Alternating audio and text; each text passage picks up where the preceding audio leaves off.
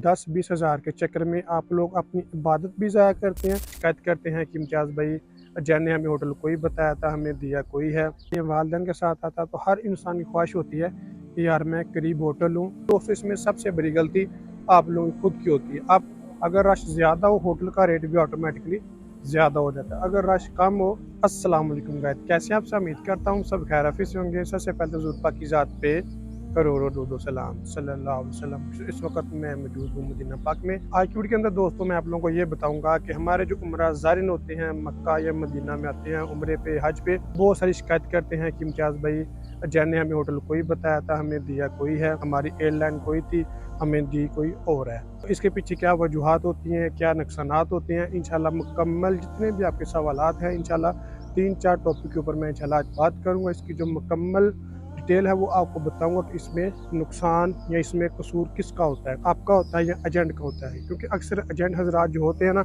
वो hotel change कर देते हैं। जैसे कि बताते 400 मीटर पे देते हैं, 1000 मीटर पे है, बताते 800 मीटर पे और दे देते हैं जाके शटल सर्विस पे। तो इसकी वजह से काफ़ी ज़्यादा हुज्जाज कराम उमरा ज़ायरीन यहाँ पे आके परेशान होते हैं। इसके बारे में मैं इंशाल्लाह आप लोगों को मुकम्मल गाइड करूँगा कि आपने इस काम से कैसे बचना है। तो आपने वीडियो के अंत के लाजमी देखना।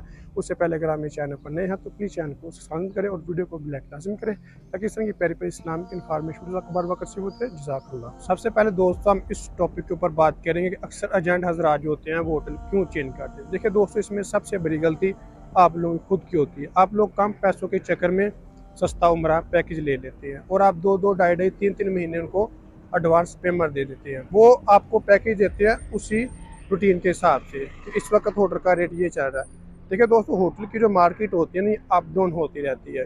यानी आज होटल का रेट है 150 रियाल, कल इसका 200 रियाल हो जाता है, कल इसका 200 रियाल है, परसों इसका 250 रियाल हो जाता है। तो इसी वजह से वो फिर उसी रेटों के हिसाब से आप लोग उम्रा पैकेज दे देते हैं। लेकिन जब आपकी तैयारी होती है 2 महीने बाद, 2.5 महीने बाद या 1.5 महीने बाद, उस वक्त होटल के रेट अप हो जाती है। तो इसी वजह से फिर वो आप लोगों को होटल दूर दे देते हैं। देखिए दोस्तों होटल की जो मार्केट होती है ये हमेशा चलती है रश के हिसाब से। अगर रश ज़्यादा हो होटल का रेट भी ऑटोमेटिकली ज़्यादा हो जाता है। अगर रश कम हो तो इनके रेट्स भी कम हो जाते हैं। मिसाल के तौर पे अगर रश ज़्यादा होगा तो जो होटल आपको 200 में मिल रहा है वही आपको 250 में, 300 में, 350 में मिलेगा। अगर रश कम होगा वही 200 वाला होटल आपको 100, 120, 150 में मिलना शुरू हो जाता है। इसका जो आसान और बेहतरीन हाल यही है कि आप लोग सिर्फ टिकट और वीज़ा ले लें। होटल बुकिंग आप किसी से भी करवा लें। जो ट्रांसपोर्ट होती है वो भी आप किसी से भी ले लें, इसमें कोई इशू नहीं होता। अब हम दोस्तों बात करते हैं एयरलाइंस की। अक्सर उजाज कराम ये भी शिकायत करते हैं कि हमने सऊदी एयरलाइन करवाई थी लेकिन हमें मिली एयर शाल है, एयर ब्लू मिली है या हमें PI की मिली है। इसमें भी दोस्तों देखिए क्या होता है, एयरलाइन दो तरह की होती है। एक होती है ग्रुप की शक्ल में, जिनके जो आगे एजेंट हजरात होते हैं जिनके पास टिकट्स की ID होती है, उन्होंने काफ़ी हद तक ग्रुप्स में टिकटें उठाई होती हैं, उनके रेट वगैरह चेंज नहीं होते। अब जो इंडिविजुअल होते हैं मतलब जो अकेली अकेली टिकट करवानी हो उसमें रेट वगैरह चेंज हो जाते हैं। उसकी वजह ये होती है कि कोई भी टिकट जब आप करवाते हैं वो सिर्फ और सिर्फ 15 या 20 मिनट के लिए होल्ड होती है, ठीक है। उसके बाद इसका रेट चेंज हो जाता है। मिसाल के तौर पे एक मैंने अभी टिकट करवाई है, वो मुझे मिल रही है 1,50,000 की, तो वो 15 या 20 मिनट तक सिर्फ यही रेट रहेगा। 15-20 मिनट बाद वो कोई और उठा लेता है, यानी उसका रेट चेंज हो जाता है। इसका दोस्तों मैं आप लोगों को आसान और ईजी हल बताता हूँ स्टेप बाय स्टेप। सबसे पहले आप लोगों ने करना क्या कि आप लोगों ने सबसे पहले अपना वीज़ा लगवाना। वीज़ा लगवाने के लिए दोस्तों टिकट करवाना लाजमी नहीं होता, आपका वीज़ा ऐसे भी लग जाता है। उसके बाद आप लोग अपनी टिकट करवाएं। उसकी वजह ये होती है खुदा न खास्ता किसी इश्यूज़ की वजह से आपका वीज़ा नहीं लगता, तो कुछ टिकटें क्योंकि होती हैं वो नॉन रिफंडेबल होती हैं, कुछ रिफंडेबल होती हैं। तो खुदा न खास्ता अगर किसी इशू की वजह से, किसी मसले मसाइल की वजह से आपका वीज़ा नहीं लगता तो आपकी टिकट ज़ाया नहीं होगी। उसके बाद आप लोगों ने टिकट करवा लेनी, यानी कि जब आपका वीज़ा लग जाए उसके बाद आप अपनी मर्ज़ी से आगे दिन रख के तो टिकट करवा सकते हैं। दूसरा और तीसरा काम आप लोगों ने ये करना है कि आप लोग जो होटल बुकिंग करवाते हैं वो आप किसी से भी करवा सकते हैं, इसमें कोई इशू नहीं होता। बेशक आप किसी एजेंट से ले लें, मतलब किसी से भी आप करवा सकते हैं। अगर आपका कोई जानने वाला है मक्का में या मदीना में, कोई दोस्त है, कोई रिश्तेदार है, भाई है, तो आप उनसे भी, उनके थ्रू भी होटल बुकिंग करवा सकते हैं, कोई इशू नहीं होता। उसमें आपको सबसे बड़ा फ़ायदा ये होता है कि आपको अपनी मर्ज़ी का होटल मिल जाता है, क्योंकि जिसमें आपकी बुकिंग होनी है आपको होटल वही मिलना है। फ़ोन नंबर पे जो आपका काम रह जाता है वो है ट्रांसपोर्ट। देखिए अगर आप शिरके की ट्रांसपोर्ट लेते हैं ना, अगर वीज़े के साथ अगर आप इसके अंदर इंक्लूड ट्रांसपोर्ट लेते हैं तो वो आपको बहुत ज़्यादा खज्जल ख्वार करती है, यानी कि जलील कर दे। उसकी वजह ये होती है कि वो आपकी होती है शेयरिंग ट्रांसपोर्ट। वो आपको 5-6 घंटे पहले जाके एयरपोर्ट पे बिठा देती है, 5-6 घंटे आपको पहले नीचे होटल में बिठा देते हैं, लॉबी में इंतज़ार करते रहें, बस आएगी तो आपको लेके जाएगी। उसकी सबसे बड़ी वजह ये होती है क्योंकि वो शेयरिंग बस होती है, उसने आपको अकेले को नहीं उठाना, आपकी फैमिली को नहीं उठाना। उन्होंने तकरीबन 10, 12, 15, 20 होटलों से 2 हाजी, 3 हाजी, 4 हाजी, 5 हाजी, 6 हाजी इस तरह करके उठाने होते हैं।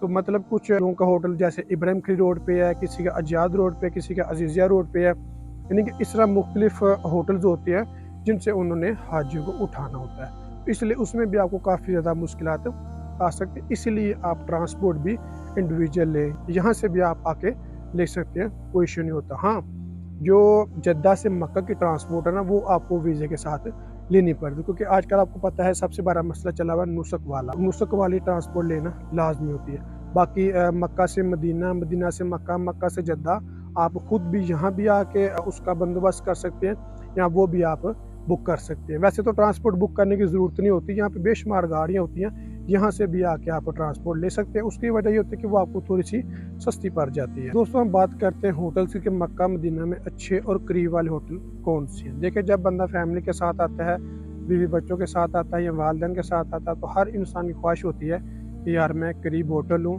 ताकि मेरे घर वालों को, फैमिली को हरम जाने में आसानी पैदा हो। देखिए, जो मक्का में होटल्स की बात की जाए तो इब्राहिम खली रोड पे भी अच्छे होटल्स हैं करीब करीब, और अजाद रोड में भी, अजीज़िया रोड पे भी।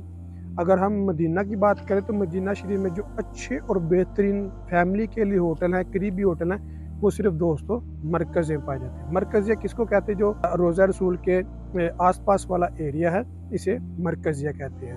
यानी इसके अगर बाहर चले जाए तो आप लोगों को लोकल बिल्डिंगें ही मिलेंगी, अच्छे होटल बहुत ही कम है। अगर आपने अच्छे होटल स्टार कैटेगरी के बेहतरीन होटल लेने हैं तो वो 200 सिर्फ और सिर्फ आप लोगों को मरकज़िया के अंदर ही मिले। होटल सर्विस वाले 200 होटल आप कभी भी ना लें, खास तौर पे जब आप फैमिली के साथ आते हैं। कम फिर भी सर्विस में काफ़ी अच्छे होटल्स हैं जिनकी शटल अच्छी चलती है, जिनकी मतलब शटल डायरेक्ट आती है। रमज़ान में मतलब ये घुमा फिरा के लेके आते हैं, लेकिन जो रमज़ान के बाद होते हैं, जैसे आम दिन, मुहर्रम, रबी अव्वल के महीने हो गए, तो वो काफ़ी हद तक मतलब अच्छी शटल आपको मिल जाती है। जैसे वोको होटल है, हॉलीडे इन है, इसी तरह के मतलब लिमेडियन टावर है, सजा मक्का, इस तरह के जो होटल हैं इनकी शटल माशाल्लाह से काफ़ी अच्छी होती है, क्योंकि ये स्टार कैटेगरी के होटल है। मदीना शरीफ में दोस्तों आप कभी भी शटल वाला होटल ना लें, क्योंकि यहाँ पर 24 घंटे शटल कोई भी नहीं चलती।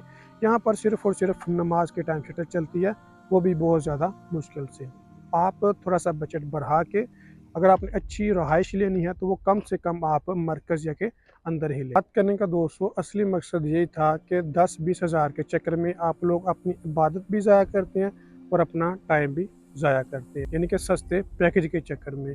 तो मैं आप लोगों को ये मशवरा दूंगा कि आप लोग खुद सब कुछ अपने हाथों से करें। वीज़ा, सारी बात है, वीज़ा सबके लिए सेम है। टिकट भी आप खुद करवाएं, ट्रांसपोर्ट भी आप खुद करवाएं, होटल बुकिंग भी आप किसी से भी करवा सकते हैं। इसमें इतना बड़ा कोई इशू नहीं होता। उसमें ही होता है कि आप लोगों को सब कुछ आपको अपनी पसंद का मिलता है। ट्रांसपोर्ट जब आप बोले उस वक्त आपको वो लेने आएगा। ट्रांसपोर्ट दोस्तों अगर आप अपनी खुद करवाते हैं, उसमें सबसे बड़ा आपको फ़ायदा ये होता है कि अगर आप उसको बोलेंगे ना हमें 10 बजे लेने आओ, तो आपको 10 बजे ही लेने आएगा। अगर आप उसको बोलेंगे हमें 12 बजे लेने आओ, तो वो आपको 12 बजे ही लेने आएगा। लेकिन अगर शिरके की जो कंपनी की ट्रांसपोर्ट होती है ना, वो जिस टाइम उन्होंने कहना है, क्योंकि शिरके की ट्रांसपोर्ट सिर्फ 2 टाइम चलती है, या तो सुबह के टाइम या फिर दोपहर के टाइम, यानी सेकंड टाइम। तो वो उसी हिसाब से फिर आपको जाना पड़ता है, आपकी मजबूरी। अगर आप ना गए तो आपकी ज़ाया हो जाएगी, आपको खुद की अपनी ट्रांसपोर्ट करवा के जाना पड़ेगा। कह रहे हैं कि सब कुछ आप अपने हाथों से खुद करवाएं। इसमें सबसे बड़ा आपको फ़ायदा ये होता है कि जो चीज़ आप कहेंगे वही आपको मिलेगी। तो ये था हमारा आज का व्लॉग। अगर मेरी वीडियो अच्छी लगी हो तो प्लीज़ चैनल को सब्सक्राइब करें और वीडियो को भी लाइक लाजमी करें,